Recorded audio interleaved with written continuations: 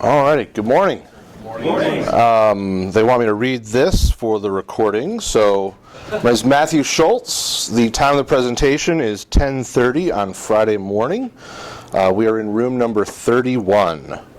And this is Best Practices of Second Chair Leaders. Good morning. Appreciate you guys all coming and joining me. I'm a little disappointed I'm up against one of my mentors and good friends, Dr. Don Christian, who is leading a talk that I really wish I could go sit in on right now. But I appreciate you guys coming here. And yes, sir? That was my sister. Really? Yeah. Okay. Very cool. Yeah. No, I love Don. I'm a Concordia alumni through the business school. I love the fact his name's on my diploma. And I've known Don since he was at Leah in Houston. So love Don, but that's not why we're here. We're here to talk about second chair leaders. A little bit about me in the process. I am currently serving as the interim executive director and CEO of Link Ministries. We've gone through a senior leadership transition. Our board is searching for the next permanent number one. But for this season of ministry, I do have the pleasure of being able to sort of lead our team through this time. We are a national faith-based nonprofit. We're an LCMS RSO. And our mission really is to engage, equip, and empower often overlooked and underestimated leaders that are making an impact for the gospel in their community. This is oftentimes urban, ethnic, immigrant communities, people groups that traditionally our church body and a lot of other church bodies has struggled to raise up leaders to serve in those communities. We believe in reaching the communities with people that are already there. We don't like transplanting people in. We don't believe that that's the most effective way to reach communities. So it's all about identifying, cultivating, equipping, empowering local leaders. And whether that's for a church plant, a community impact ministry, or enhancing existing ministries with new leadership skills, new leadership equipping, or helping them refine some vision, revise sort of what that calling, what that God-given dream on their heart has been, and help see that into a reality.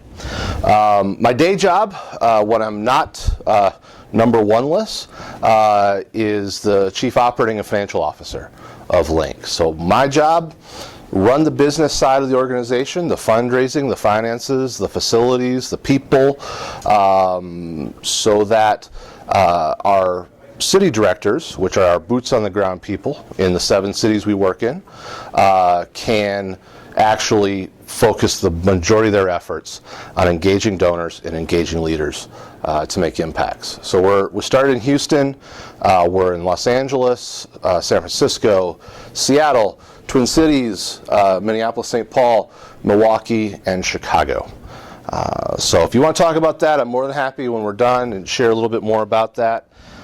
You've got my contact info here, mschultz@link.org. Got a stack of business cards in the back. If you want to connect, you're more than welcome to take one of those. Married my high school sweetheart. We met senior year of high school and married, have 2 kids, 2 boys, Christopher and Alexander. We're a big sports family. And this is us at the Houston Dynamo game, all dressed up in our garb. So that's me. Who are you? Talked to a few of you guys as we were kind of sitting around waiting for the clock to strike 10:30.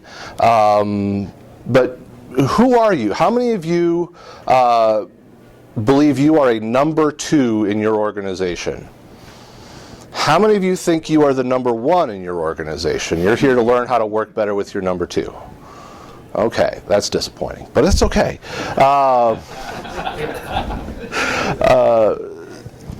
How many of you are pastors? How many of you, like me, are not pastors? All righty. How many serve in a parish? How many of you serve in more of a nonprofit or for-profit space? Anybody? Cool. Any teachers? DCEs? Anybody that didn't get to raise your hand, who are you? Music director? Music director? Cool. Alrighty. So when I talk about what a second chair leader is, what am I talking about? I believe that a second chair leader is anyone who lives in this tension of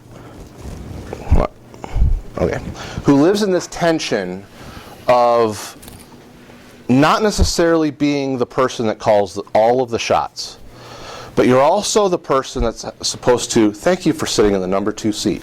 I don't know if you noticed that. You're sitting in the second chair. We just noticed it on the way in that chair's got a number 2 on it. We love it. It's drawn here by spirit. Exactly. Second chair leaders live in this tension, this paradox of leading and following, where we are not necessarily the senior leader, but we're also not just a follower. We're not just, tell me what to do. We live in this tension. We live in this dichotomy, this paradox of leading and following. Most of the time, number 2s have people that report up to them. So we're in the middle of a chain of command. So we have to lead well. We have to have leadership skills. We are not just doers. But we also live in this reality of where if you're the number 2, because I don't think always that second chairs have to be the number 2, the COO or the associate pastor or whatever. A second chair leader can be anywhere along that chain where you're leading and following. But particularly when we're in that number 2 seat, we're sort of the chief follower also. We're also the one who's like, okay, give me the marching orders. I'm going to be your lieutenant and help make things happen. It's not automatically found in the job description.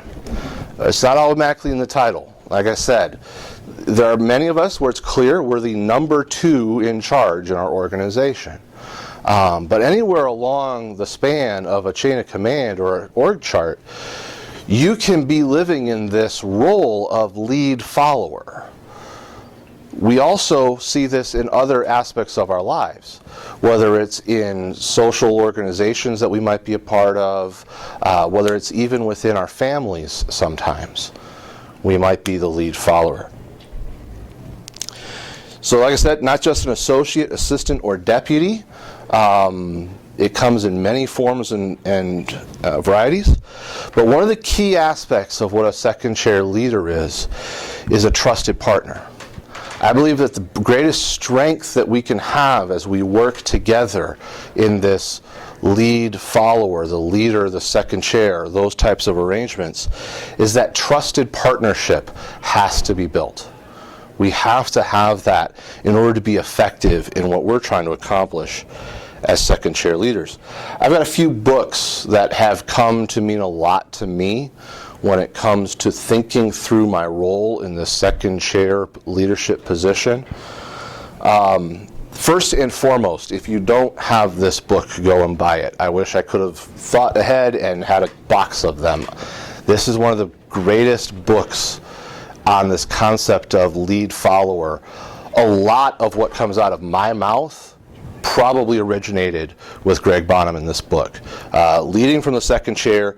He's got a few other books that his in other directions, and another one that's expanded upon on this one. The Power of Two is sort of an examples book.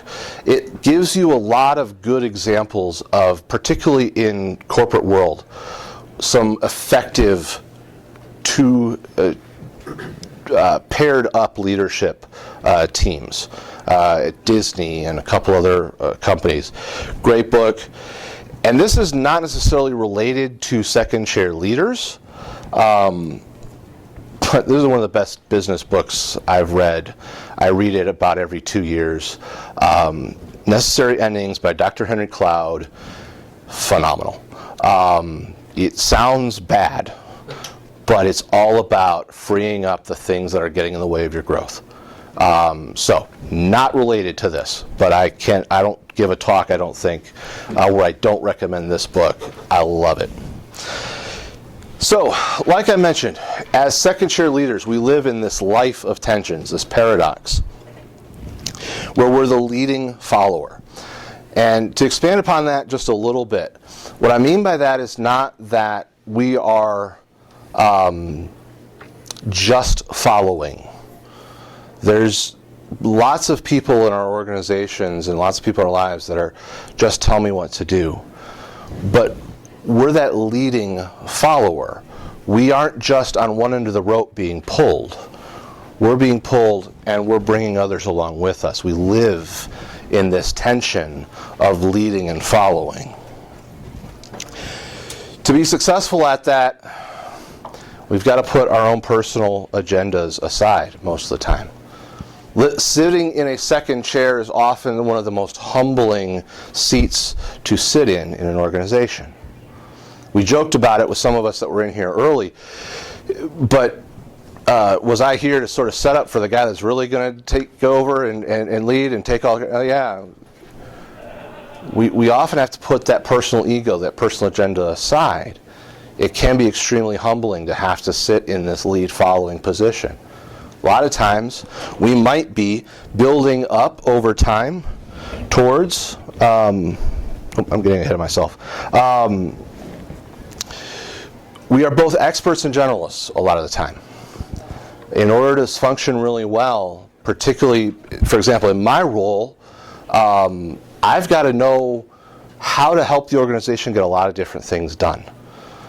And at the same time, I've got to be a really strong expert in relationships.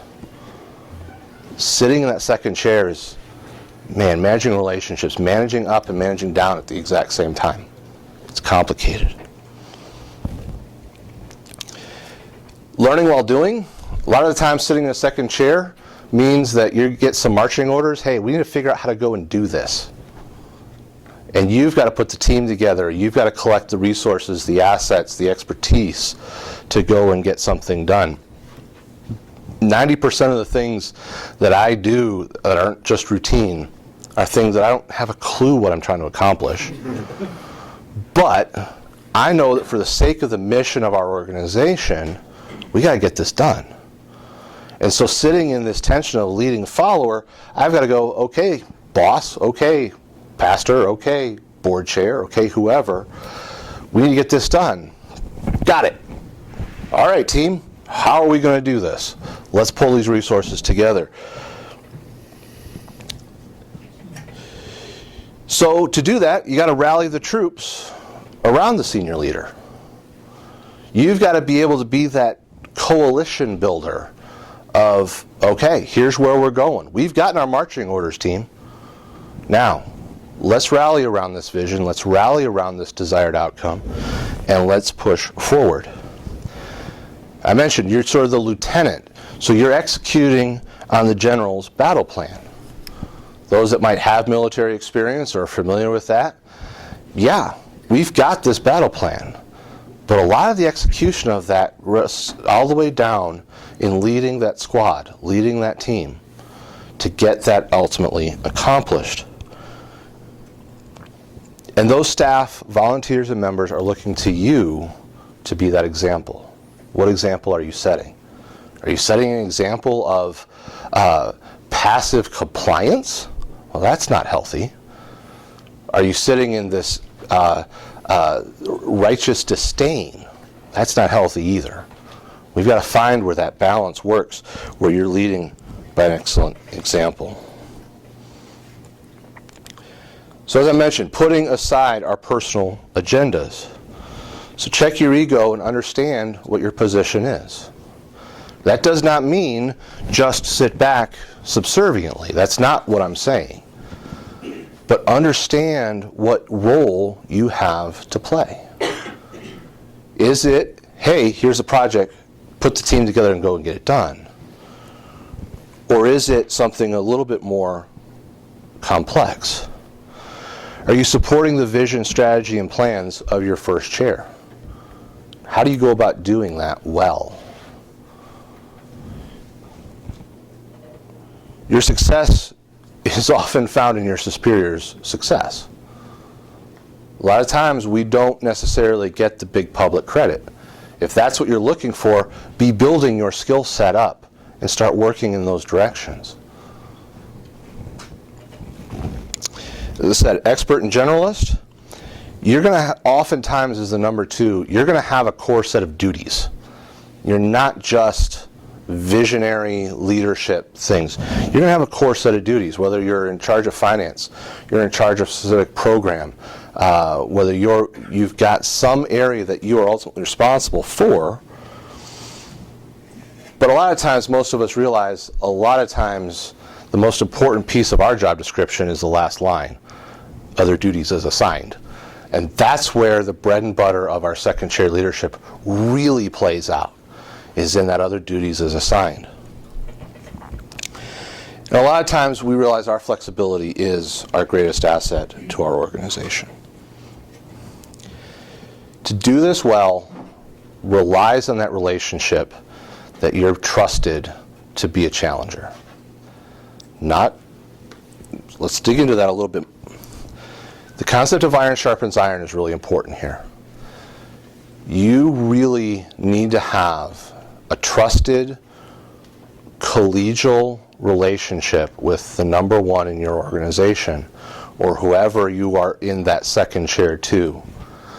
Because I believe that iron sharpens iron, and therefore, behind closed doors, we've got to be able to duke it out. I've had the pleasure of working under several number 1s over the last few years. 2 different men that I've served underneath, very different guys, but in both of those relationships, behind closed doors, we can really duke it out. But keep the sparks behind closed doors. It's one of our duties as we sit in this lead follower role, is that the sparks of that iron sharpening iron doesn't start catching flames outside of that relationship. We can't allow an area where maybe we are trying to hone something together to bleed out outside that relationship. So that requires healthy debate to advance the mission. It requires that healthy conflict. It requires that, hey, I don't understand what you're thinking here. Help me understand that. I don't agree with that. I think that's a bad direction. We've got to hash through this. I need to understand what, and as much as that's important, that number 1 has to be able to receive that.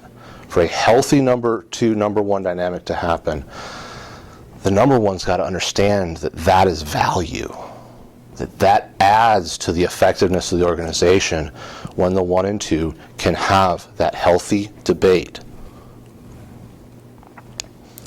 Learning while doing. Some of us in number 2 chairs are probably aspiring first chair leaders. Particularly those of us maybe younger in our careers. We're sitting here, we're learning, we're absorbing.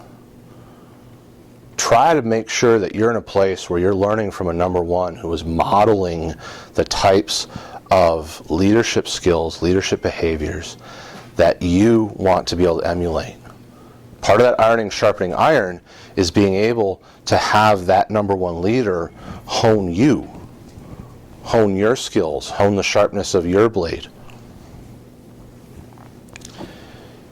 Make sure you've got access to other leaders and experiences than just that number 1. I mentioned earlier, I kind of regret getting scheduled opposite one of my outside mentors, Dr. Don Christian from Concordia University, who has really been a sounding board for me as I've evolved, where I can say, Dr. Christian, here's what's going on. What do you think?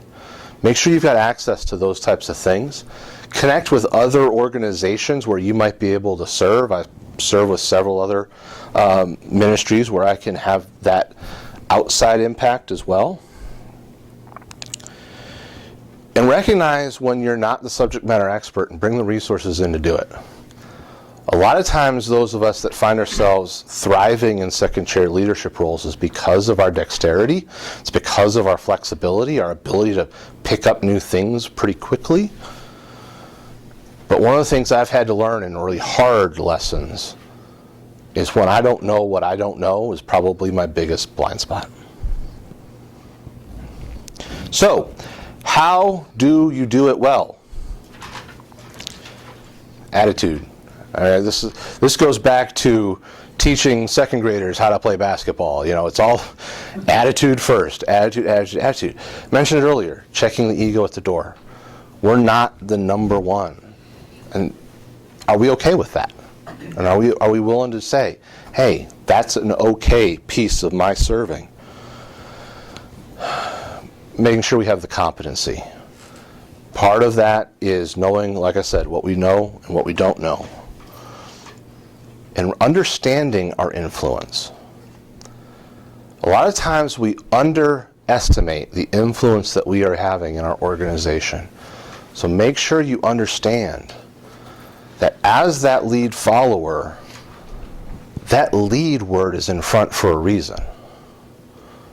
That is, we may be following one person or following up our chain of command. Most of the time, we're leading far more people than we're following. So make sure you understand your influence that you have is so critically important to understand. Now, is every relationship in your life ever gone perfectly? Why would we expect this one to as well? So what happens when the train is off the rails, everything's on fire, we're heading toward imminent crash? Well, it gets back to the fundamentals of what do we do with any relationship when it's broken? 99.999% of it's because trust has been broken somehow. So if things aren't working smoothly, get back to the fundamentals, rebuild trust. If you've got a challenge with a friend, what do? You rebuild trust. If you've got a challenge in your marriage and your spouse, what do? You've got to go back to rebuilding that trust. Same thing applies here, is rebuilding that trust. How do we do that? Over-communicate.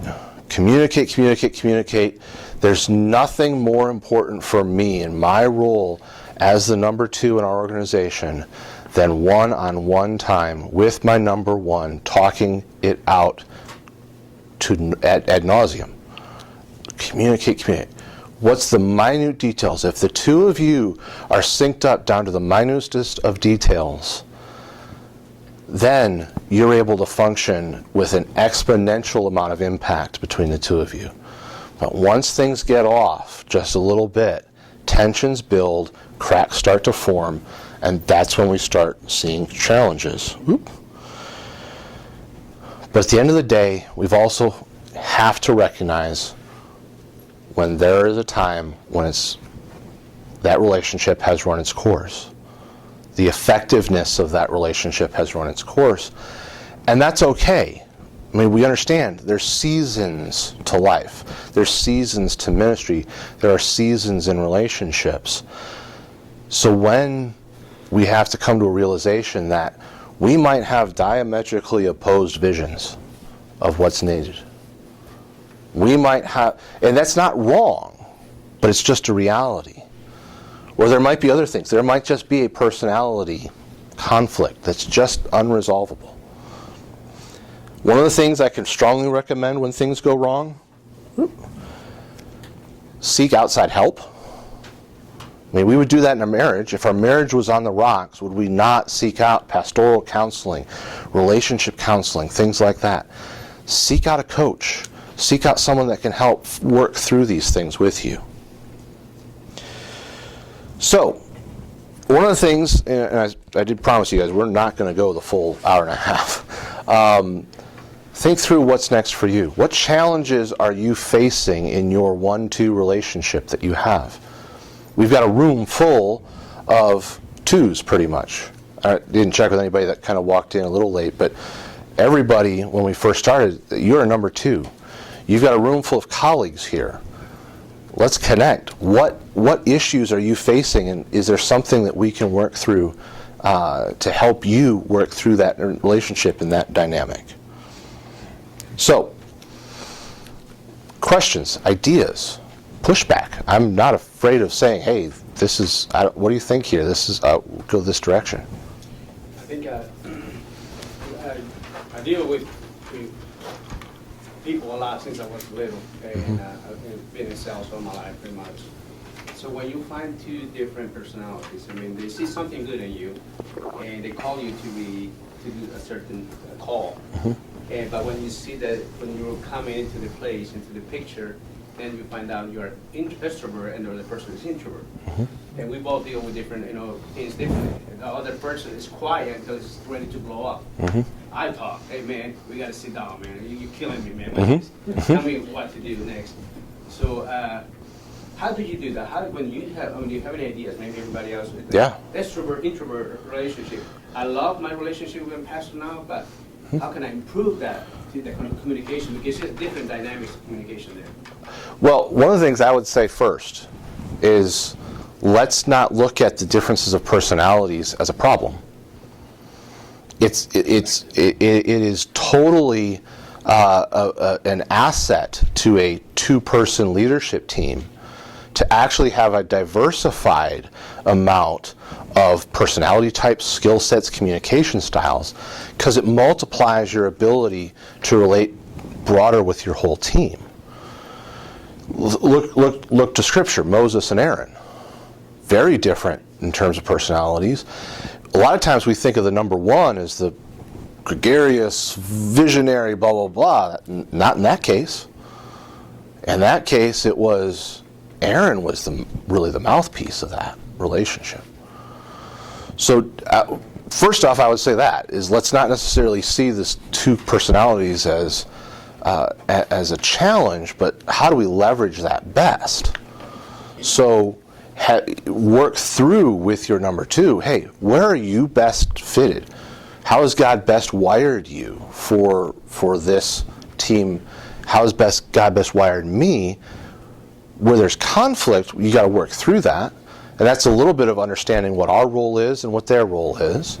But I think it goes with personality because at the end of the day, it's your personality that you're driving. You start with the attitude, like you have the attitude from the principal. When I come to being an associate, I know where my place is at. I sign up for that. I decided to get paid for that. Yeah. So and it's hard to be the second one when you're getting all these ideas. You're learning from this first chair. Oh, yeah. To move on. I got this idea. No, we can't do that. Yeah. And I've been there. And I understand the value in having the two. I mean, my other person, he's awesome in the office. I do health insurance because of him being in the office. People know me better. People come to me better than anybody else. Sure. But the thing is, the personality at the end, he might be able to tell you what you fit better. He can read your gifts, but you can't tell him because you're an introvert. And introverts usually are perfectionists. Yeah. Yeah. And then when you're a perfectionist, you don't tell a perfectionist you're being perfectionist. You think you know it all. Sure. So how do we break? I call him, you know what? Let's be blunt. Whatever's in your heart, you speak. And we work. I was crying. He was crying. We work. Oh, he's 6-something. And at the end, we come out. You know what? We are different. Yeah. But the personality was different. And so learning from each other. It's hard to be in a ministry like that. Yeah. And if it's your first, you're setting the path for the future. Absolutely. Thoughts? Yeah, no, I would challenge you a little bit. Yeah. I have a unique experience. I've served at 4 different churches, 6 different senior pastors, still in ministry. And actually 2 different church bodies. But I would tell you, I said, the reason I've been successful, I believe, is because I actually study my number one. I know what his Myers-Briggs is, I know what his personality is, and I understand as best I can where he's coming. I love that Mark should help me understand is the most powerful statement that's gotten me through more battles, more misunderstandings. But I think we as second chairs, our expertise is understanding the number one. We may not always agree with him. In fact, it's kind of like a marriage. I say, there's a lot of days I don't like him, but I always love him. And I think that's something that's really important, and always showing our seniors that respect, because the pastor's getting attacked. I mean, all authorities are getting attacked. And so it's being that trusted entity. So I would challenge you, man, study the guy. Yeah. Figure out what his Myers-Briggs is. Figure out whatever one you want to use. And I use 3 or 4 of them. But begin and then spend quality time with him outside your, what does he love to do? If he loves to play golf, learn to play golf. If he loves to fish, learn to fish. That has been the secret, and that was passed to me because I used to go, well, my guy is this, and that makes him this. And I was dead wrong, and that cost me a call. So I hope that doesn't happen, but that's... I've done it. Yeah. I was in sales, so for me to be successful, to close almost to 100%, I need to study you. Yeah. I see your clothes, I see what you like. When you're an introvert and don't want to show nothing inside, you Just can be... takes some more work. I live a block away. I mean, to read this man is like reading, I don't know. It's unbelievable. Well- But you know what helped me? It's took 1 year to learn from him, to kind of look at him and see how he behaves with people, different people. And then I called to previous pastors, to DCEs, and everybody. So everybody had the same perspective. But I didn't let that, even though they have a different perspective, I said, you know, like, that's not what I see. And it has helped me. And I think understanding my position has improved our relationship like 300%. Because now I want to be a server to him. And I don't need to be in front. I don't want to be the one seeing people seeing, but I want him to move on to the next level. And and I'm learning for that. And now I'm to the point. I had 2 calls that they can we take a call? I said no. I'm still learning from this guy. Good. I mean, you can. I mean, it's a challenge. I'm trying to overcome those challenges. Yeah. But I love the guy because man, he's a smart man. Well, God put him there and he put you there. Exactly. So it's just don't let Satan get a foothold. Amen. Amen. Extrovert, introvert kind of idea is nobody's better than the other. But if you can learn how to jump back and forth, you know, being an introvert, we need to be an introvert. Being an extrovert, we need to be. I'm learning, trying to do that. So, thank you. Yeah, so you mentioned something, and I've pulled back from, like, when I talk through this topic with people, drawing too many marriage corollaries. It's not that... The longer I do this, I swear, the more it gets closer. I know, I know, but there's so many of those corollaries there that you know, I learn as much in my job that I can apply at home, and vice versa. So, yes, sir. So, in my mind, this is important, maybe not for anybody else. Would we see ourselves as primarily a number 2, or do we see ourselves as a leader who happens to be working under somebody? You see the difference there? Because that's a real paradigm for me. Gets into being leading and leading. Interesting. I differentiate those a bit for me. How, Well, in your mind? I see myself as a minister of the gospel who happens to work under John Zardi. Other people would say, I'm the assistant pastor here. So I guess it's taking the initiative Sure. is one way that applies itself, I think. Not that a guy who considers himself a 2 wouldn't be, Yeah. or gal. But in this moment, that's how it plays on my mind. Like I'm a minister of the gospel who happens to be a 2, as opposed to I'm a 2 who, then that plays itself out as a minister of the gospel. That probably didn't help you much, but. No, it's all right. Thoughts from the group? I don't, Yeah, I think you want to expand that. In my opinion, when I have people who are in my area, it's 85% Hispanics, but none of them speak Spanish. All of them speak English. Second, third generation. And my previous pastor, my senior pastor, has been there for many years. So I got here 4 years ago, and when I start coming in, more people start coming to the church because they see a Hispanic face representing the community. And then so what happened is you start seeing your place and their place, and I just make one. It's like a marriage. He's my half, I'm his half. And when I go visit people, it's not Mauricio, because a lot of times when you visit more people than the senior pastor, they tend to lean to you. And I say, no. Wait. Even in my sermons, I'm an extension, I'm part of you, and the senior pastor, we're together on this. I think this, when you try to be in front, you know, it's the ego to get it. I mean, I'm one with him, marriage. You know? yeah. I would say it's a type. What you're describing is still a type of first chair, second chair type of a role. Whereas what I think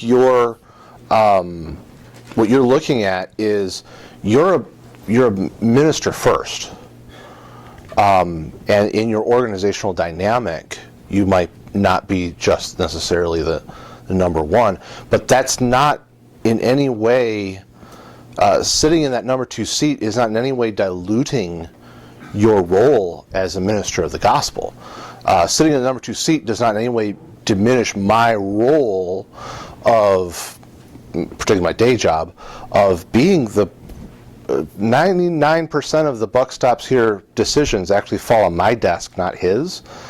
In part, that's because he's delegated it to me.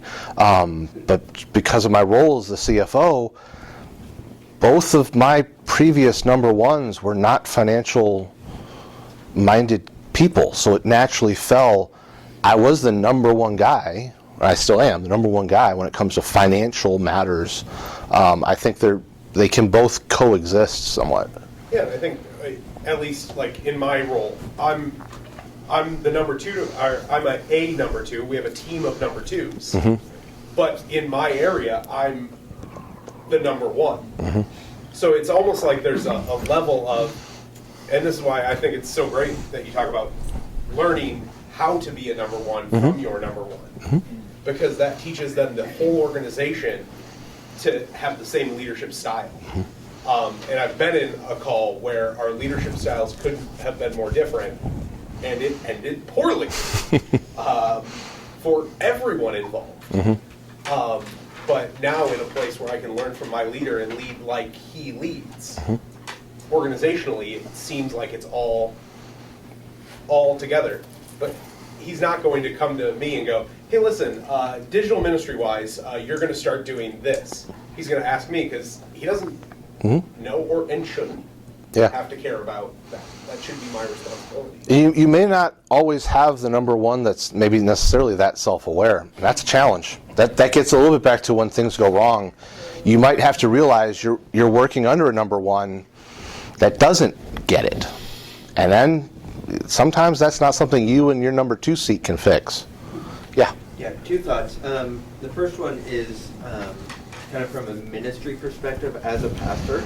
I think that kind of the official pastoral duties, I am not in any way subservient to my senior pastor. Mm-hmm. I am responsible for the proclamation of the word. I am responsible for the administration of the sacraments and the, all those things. That is my job as much as it is his. But within the organization of the church and, making decisions and everything, he is the guy. And as far as that goes, when I was in student leadership, they taught us this thing called the ARC model, accountability, responsibility, and knowledge. Mm-hmm. And so the accountability is kind of the person who's overseeing things, but they aren't really invested in the day-to-day of doing things. Mm-hmm. Responsibility is kind of the person running things, and they're responsible for gathering all of their case, their knowledge people, who are their volunteers, or the people with the skills to do certain tasks for whatever you're trying to do. And so the way I see it is that I'm in that our position where I have these things that I'm doing that my senior pastor might know that I'm doing, but he's not involved in running those things. But I still report to him with those things and come back to him, and it's still under the umbrella of his vision. And so then we're working together as a team.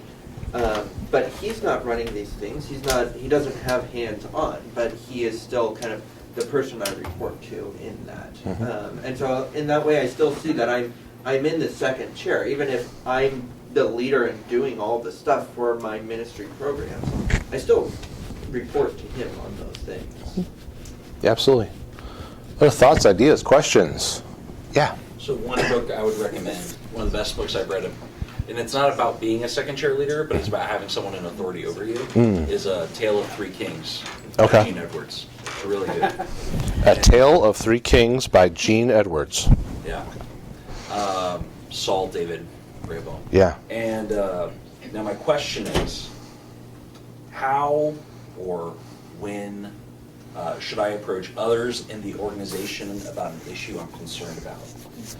Being sensitive to, don't want to cause dissension, don't want to in some way be perceived as like undermining or whatever, but in one sense, am I the only person feeling this? I have no idea.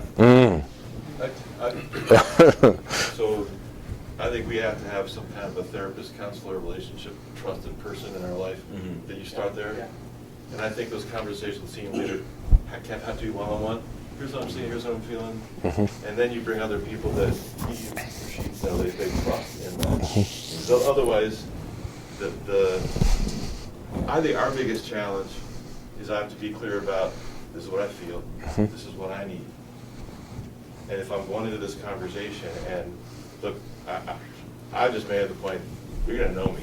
I'm not going to hide the doggone thing. You want to know what's going on in my life? This is what I feel, this is what I think. You have a question, you ask me. And I think we have to approach that role just, I'm going to be wide open on the table, this is what I feel, this is what I need. If you take advantage of that, that's on you. But I'll be all in. And if we have conversations, we're going to do this behind the scenes. I'm going to tell you to your face. Yeah. I'm not telling anybody else but you. And if you don't hear that in an appropriate way, then I'll bring Michelle under somebody else into that conversation. But I think we get in deep trouble if it doesn't become a relationship of trust. Yeah. One-on-one with you first. Yeah. And once you step outside of that, we're just vulnerable. Yeah. I went from associate pastor, retired, lead pastor for a couple years, and it was great. I just don't like it. I mean, I can do that job well, but that's not where my gifts are. You're not going to get the best out of me if I'm doing that job. And so when the lead pastor knows, this is what I feel, this is what I need, this is what I think I can contribute and give, what do you need from me, and here's what I need from you. I think those are foundational to make it work. Because we all kind of, it was really hard when a new guy comes in, and literally this is my month, he must increase, I must decrease.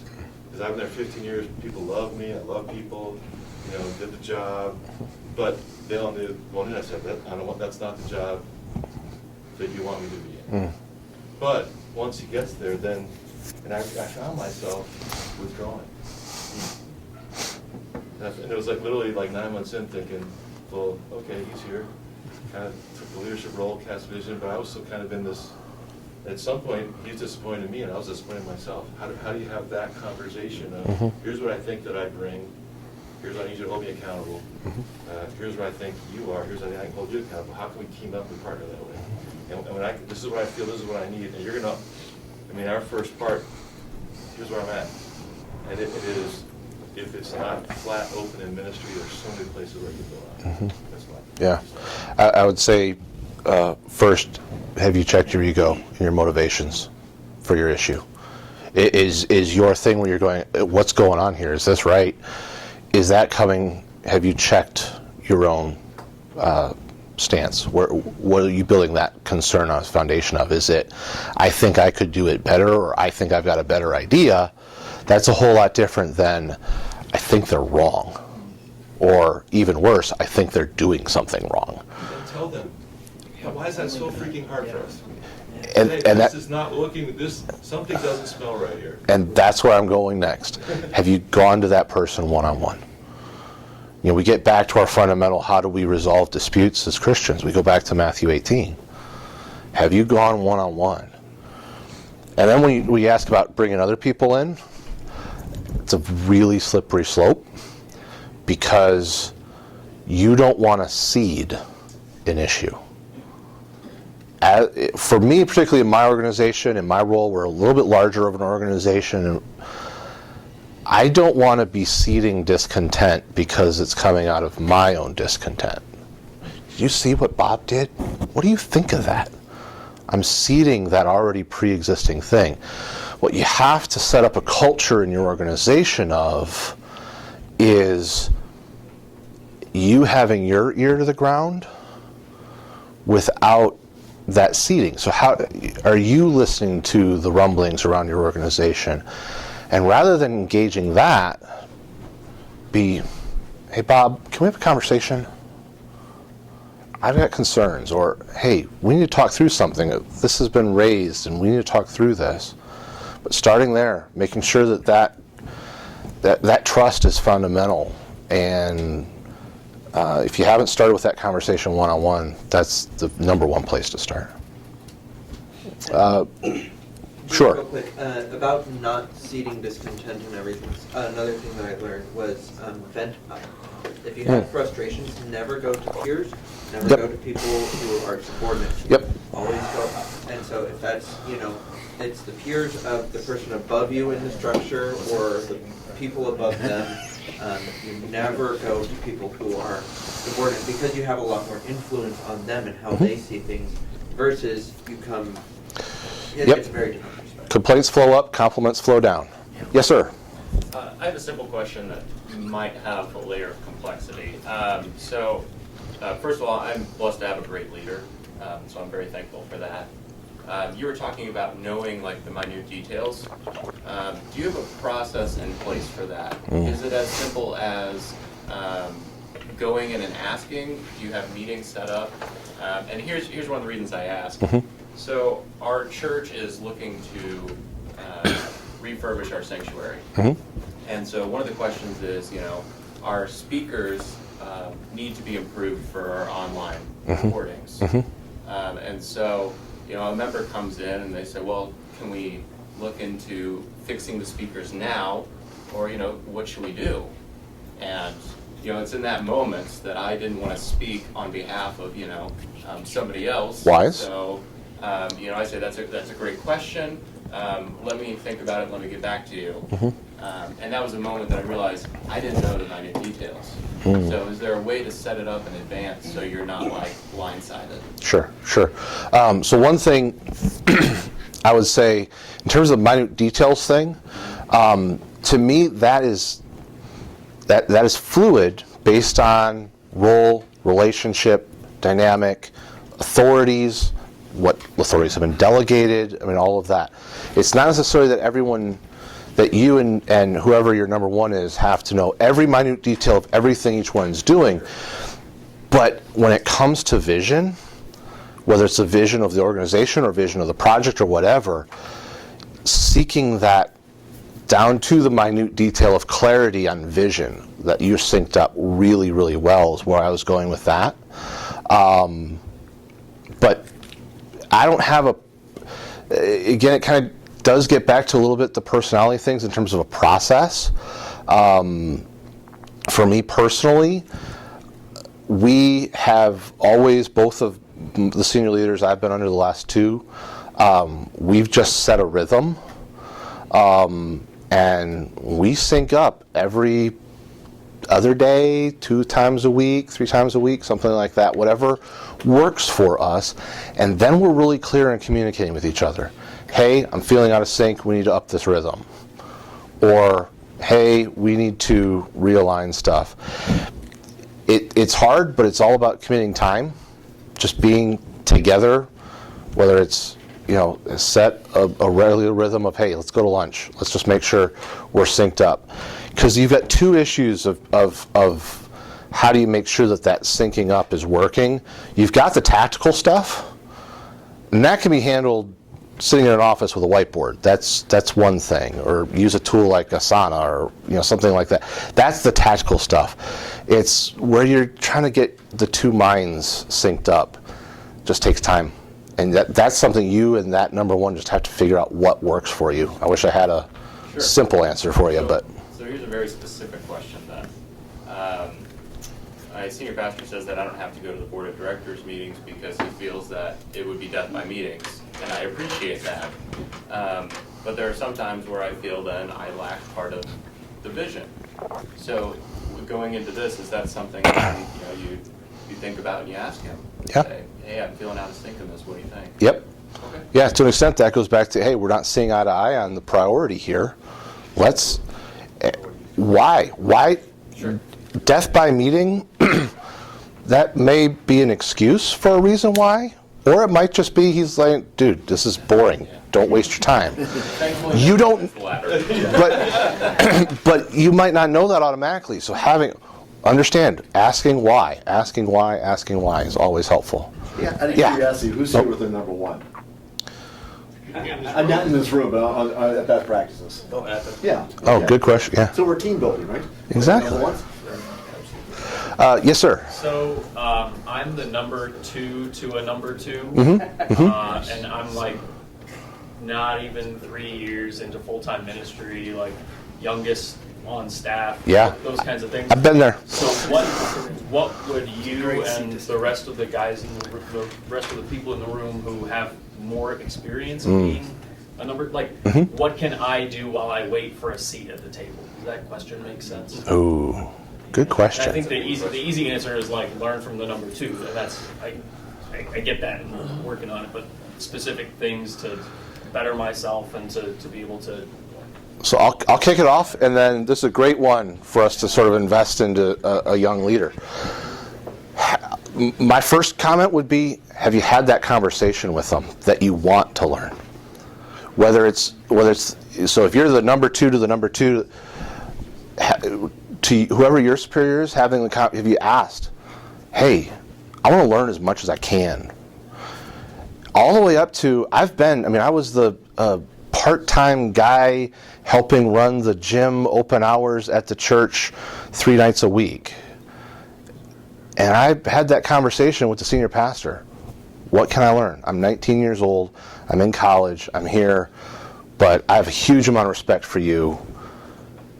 Would you be willing to commit to lunch once a month with me and just pour into me? Asking that is, I think, I've never run into a leader that I've respected, that I've asked for them to pour into me, that I've ever been told no.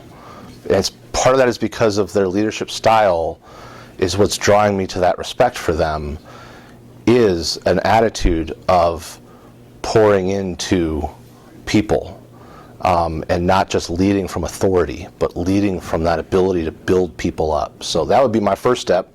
Other thoughts?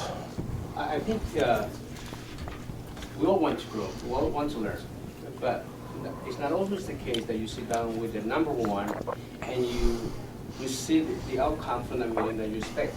Some of them are not good leaders. Some of them are not good leading people. They're not talkers. I don't know how they made it, but they are there. That's what and that's the reality. But for you and my brother here, I'm in the same situation you are in about being in the minutes. I'm not in the minutes, and I'm frustrated about it. God, you know my heart. You know what I need the best, so I'm gonna submit to you. With whatever crumbs are falling off the table, I can use those, multiply those. Like, for instance, I had confirmation, I have board outreach, I have prison outreach, I have all this that has been given to me. So I'm gonna focus on that. Forget about the building, forget if you're doing wrong here. Well, we're doing, in the middle of COVID, we're doing a fundraising for $3 million.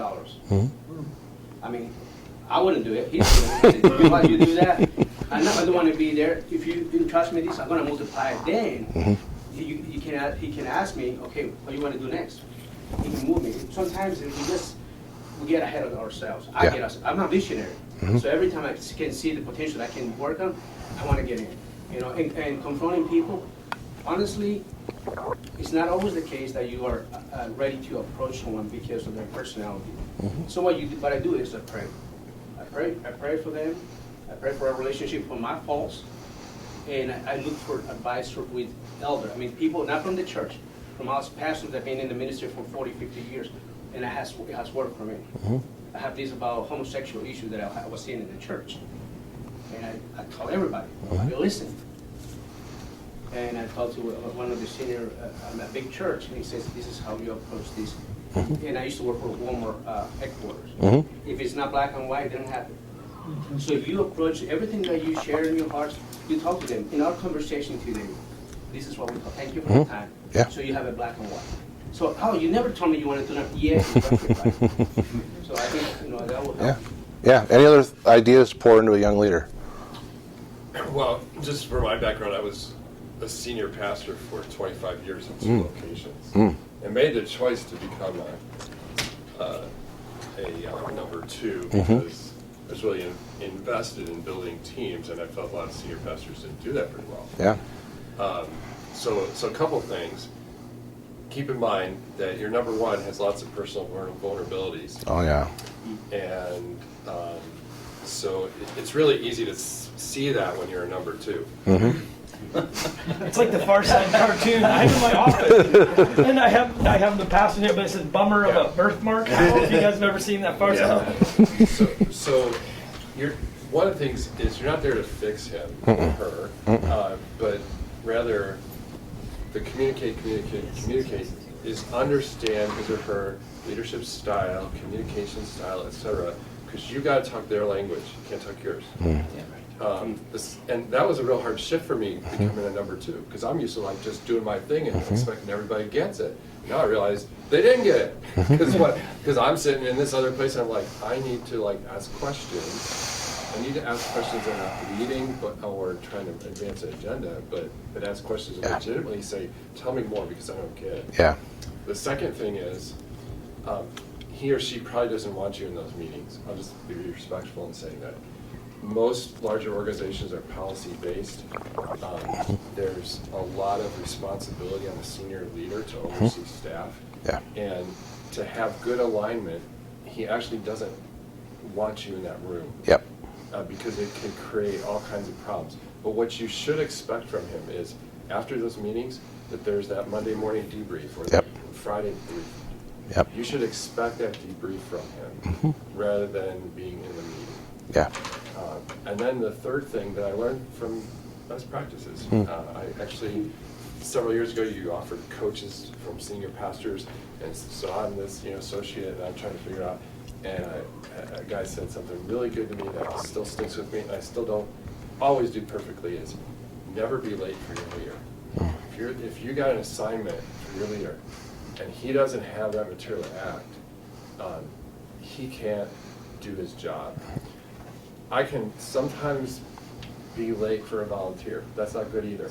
But I'm never late for my leader. Because what he needs from me has got to be early or on time. Yeah.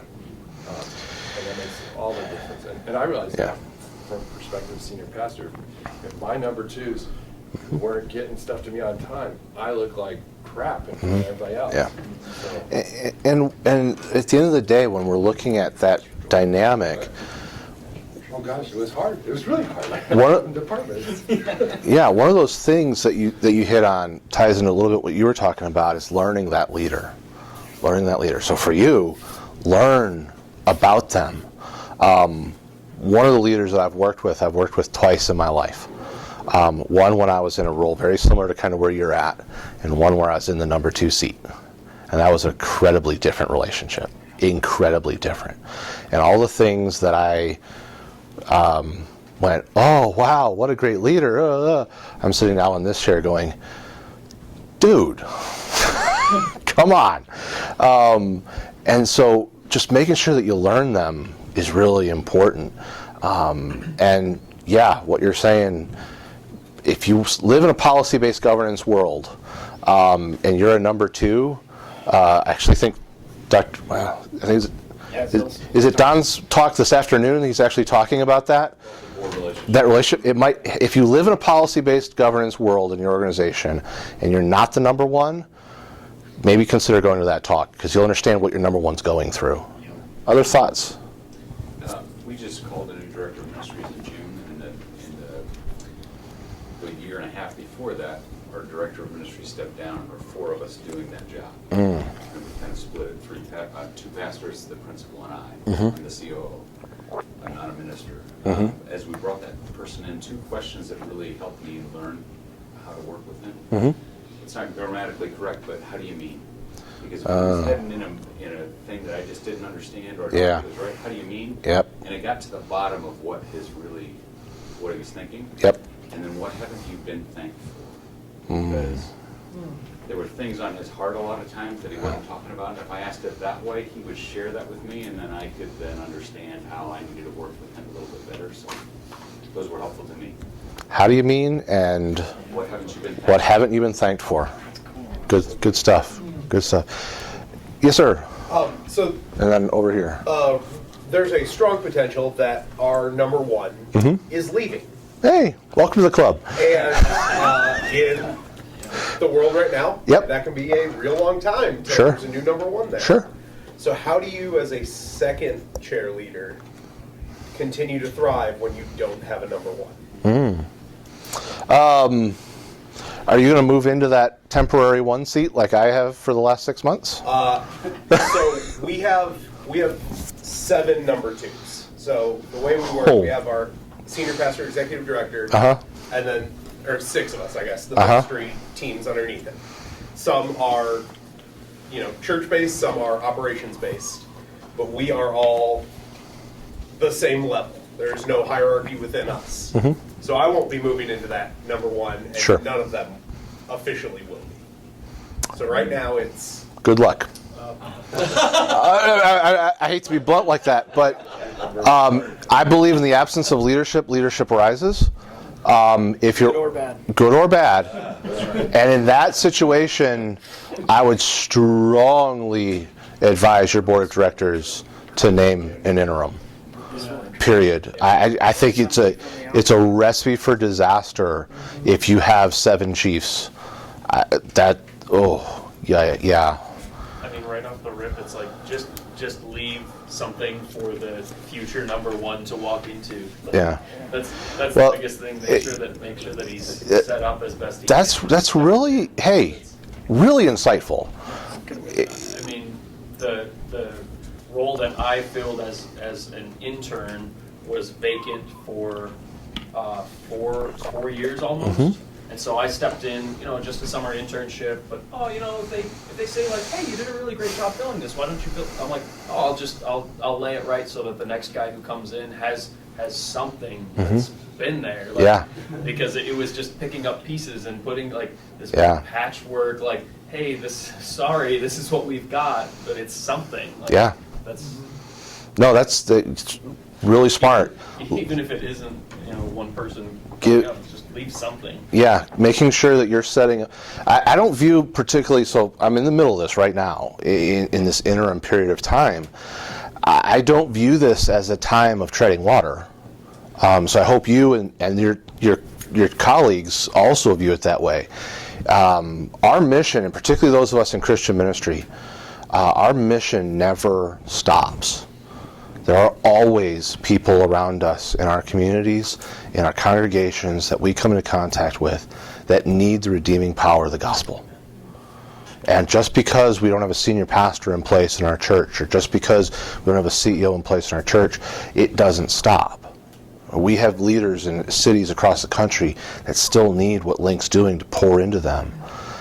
So part of what I'm doing in this season of ministry, and whether I'll be the number 1 or not, that's for the board to decide.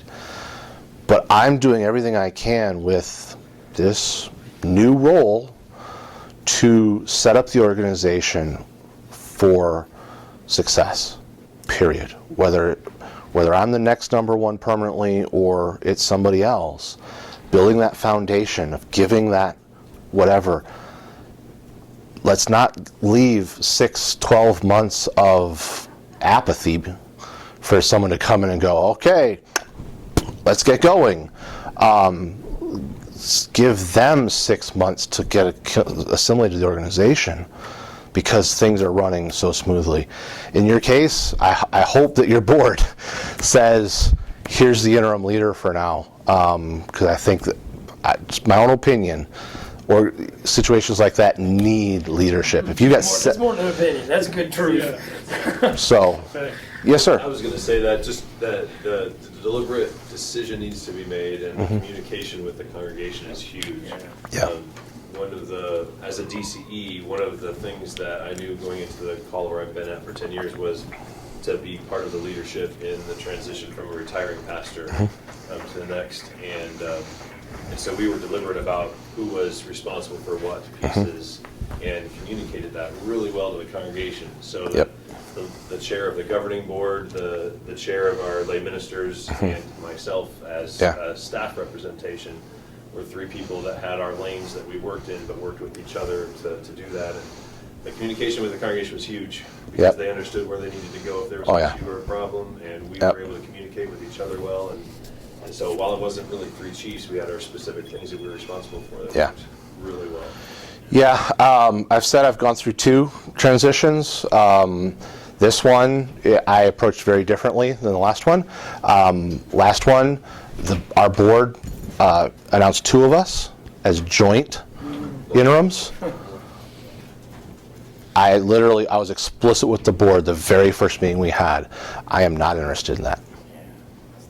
I will sit in a number 2 seat to a temporary number 1 over being a co-number 1. So 7 co-number 1s is going to be really hard. So if I could pray with you, or if you need some advice, grab a card.